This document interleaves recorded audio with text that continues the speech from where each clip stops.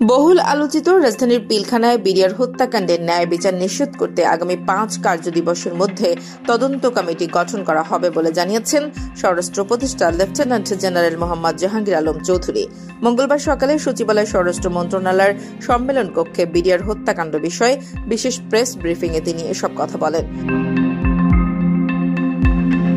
স্বরাষ্ট্র উপদেষ্টা জানান, তদন্ত কমিটিতে থাকবেন অবসরপ্রাপ্ত বিচারক, সিভিল সার্ভিস, সশস্ত্র বাহিনী ও পুলিশের অবসরপ্রাপ্ত কর্মকর্তাগণ। কমিটির সদস্য সংখ্যা এখনও নিশ্চিত করা হয়নি, তবে 5 জন, 7 জন বা 9 জনও হতে পারে।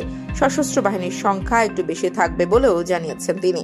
এর আগে পিলখানা হত্যাকাণ্ডের প্রকৃত কারণ উদ্ঘাটনে কমিশন গঠন করার কথা বলেও সেই সিদ্ধান্ত থেকে অন্তর্বর্তী সরকারের সরে আসার কথা হাইকোর্টকে জানিয়েছে স্বরাষ্ট্র মন্ত্রণালয়।